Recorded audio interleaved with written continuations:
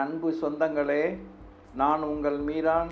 இது உங்களின் அபிமான டெரஸ் குக்கிங் சேனல். இன்றைக்கி நம்ம லெமன் ரைஸு எப்படி செய்யணும், எந்த பொருளை எப்படி போடணும், எந்த எலுமிச்சம்பழ சாறை எப்போ சேர்க்கணும், இதெல்லாம் அப்படி சேர்த்தா தான். சிலர் லெமன் ரைஸ் செய்வாங்க, கசப்பாக இருக்கும், கசக்கும். என்ன காரணம்? அதை தோலோடு சேர்த்து புழிஞ்சிருவாங்க. கடைசி வரைக்கும் சாறு எடுக்கணும், புளியும் அப்படி எடுக்கக்கூடாது. கொஞ்சம் எலுமிச்சம்பழத்தை எப்படி புளியணுமோ அந்த அளவு பிடிச்சி லிமிட்டோடு விட்டுறணும். அதான் இப்போ நம்ம பாரம்பரிய முறை பிரகாரம் லெமன் ரைஸ் எலுமிச்சம்பழ சாதம் செய்ய போகிறோம். அதுக்கு என்னென்ன பொருட்கள் தேவைங்கிறத பார்க்கலாம் வாங்க. புழுங்கரிசியில் நல்லா 90% முழுக்க 100% வேகக்கூடாது. 90% வெந்து சாப்பாடு இந்த பாருங்கள் பொழுன்னு இருக்கிற அளவுக்கு இதை வடித்து நல்லா ஆற விட்டுறணும். ஆறின சாப்பாடு ஆற வச்சுருக்கோம். பச்சை மிளகா, கருவேப்பிலை, காஞ்ச மிளகா, இஞ்சி நல்லா அப்படி சீச்சு பொழுன்னு கொஞ்சம் வச்சுருக்கோம். உதுத்து நம்ம சீச்சு வச்சுருக்கோம். எலுமிச்சப்பழ சாறு புழிஞ்சு கொட்டை எடுத்துகிட்டு வடிகட்டி வச்சுருக்கோம். உப்பு, கல்லுப்பு போட்டிங்கன்னா கல்லுப்பை இந்த எலுமிச்சப்பழ சாரோட கரைச்சிக்கிறணும். ஏன்னா நம்ம தண்ணி எதுவும் ஊற்ற போகிறதில்ல, இவ்வளோ தான், இந்த பொருளோடு தான் அப்படி தாளிக்க போகிறோம். அதனால் எலுமிச்சம்பழ சாறில் கல்லுப்பு போட்டால் கல்லுப்பை இதில் கரைச்சிக்குங்க. இப்போ நம்ம தூளுப்பு போடுறோம். தூளுப்பு, கடலைப்பருப்பு, எண்ணெய், ஜீரகம், கடுகு, உளுந்து, மஞ்சள் தூள், பெருங்காயம். இதான் இதுக்கு தேவையான பொருட்கள். இப்போ நம்ம தாளிப்பு பண்ணும்போது தாளிப்பு மட்டும்தான். தாளிக்கும் போது என்னென்ன அளவு எப்படி போடணுன்றது சொல்கிறேன், வாங்க தாளிக்கலாம். இப்போ நம்ம லெமன் ரைஸு அந்த கரைசல் தாளிக்கிறதுக்காக ஒரு கடாய் வச்சுக்கிட்டோம். கடாய் நல்லா காயட்டும். இப்போ வானொலி காஞ்சிருச்சு. இப்போ நம்ம 1/2 கிலோ அரிசி போடுறோம். 1/2 கிலோ ரைஸு 1/2 கிலோ போட்டிருக்கோம். இந்த 1/2 கிலோவுக்கு 150 ml எண்ணெய் என்ன வேணாலும் ஊற்றிக்கங்க. 150 ml எண்ணெய் காஞ்சிருச்சு. பாருங்க, இந்த டேபிள் ஸ்பூனில் 1 ஸ்பூன் கடலைப்பருப்பு 1/2 கிலோ அரிசிக்கு. கடுகு, உளுந்து இந்த சின்ன டீஸ்பூனில் 1 ஸ்பூன்.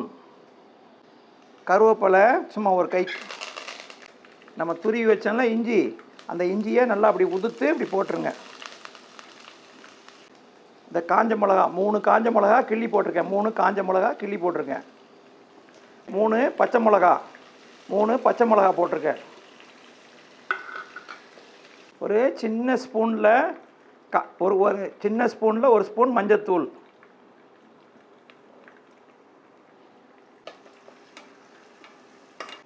ஒரு டீஸ்பூன் சின்ன டீஸ்பூனில் பெருங்காயம். தலை தட்டினாப்புல சும்மா லேஸாக இருக்கிறாப்புல ஒரு பெருங்காயம் போட்டிருக்கோம். தீ சிம்மில் இருக்குது, ஃபுல்லாக சிம்மில் இருக்குது தீ. இப்போ தீ ரொம்ப சிம்மில் இருக்குது. எலுமிச்சம்பழம் ஊற்ற போகிறோம். கொதிக்கும் போது எலுமிச்சம்பழத்தை ஊற்றினா கசக்கும். தீயை ஃபுல்லாக சிம்மில் ஆக்கிட்டு இந்த சூடெல்லாம் தணிஞ்ச உடனே இப்போ 3 எலுமிச்சம்பழம் சாறு 1/2 கிலோ அரிசிக்கு 3 நல்லா பெரிய சைஸ் எலுமிச்சம்பழம் 3 சாறு.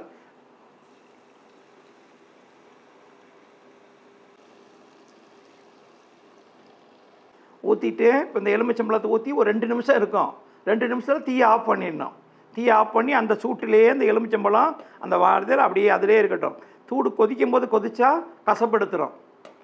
தீயை ஆஃப் பண்ணிவிட்டு 2 நிமிஷம் கொதித்த உடனே எலுமிச்சம்பழத்தை ஊற்றி 2 நிமிஷம் தீயை ஆஃப் பண்ணிடுங்க. இப்போ நம்ம உப்பு ஏற்கனவே சாப்பாட்டில் உப்பு போட்டு வடிச்சிருக்கோம். இப்போ இந்த லெமனுக்கு தகுந்த மாதிரி உள்ள உப்பு மட்டும் போடுறோம். சாப்பாட்டுக்கு உப்பு போட்டிருக்கோம், அதனால் பார்த்து போட்டுங்க. உப்பு அவங்கவுங்க தேவைக்கு தகுந்த மாதிரி பார்த்து போட்டுக்குங்க.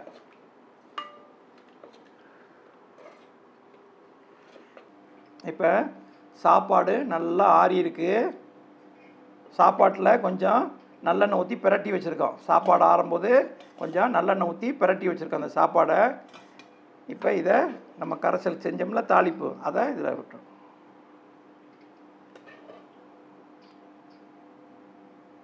மொத்தமாக ஊற்றாதீங்க, கொஞ்சம் கொஞ்சமாக பிரட்டிக்குங்க.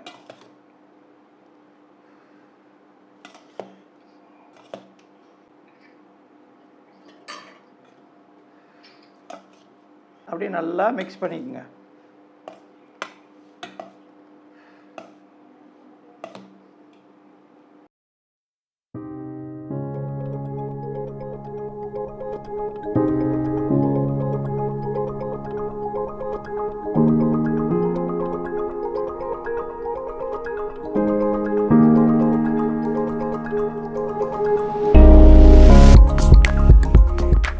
பாரம்பரிய முறைப்படி உள்ள அப்போ அந்த காலத்தில் நம்ம எப்படியெல்லாம் லெமன் ரைஸ் செய்வாங்களோ அந்த லெமன் ரைஸ் எலுமிச்சம்பழ கட்டு சாதம் அருமையான முறையில் ரெடி ஆயிடுச்சு.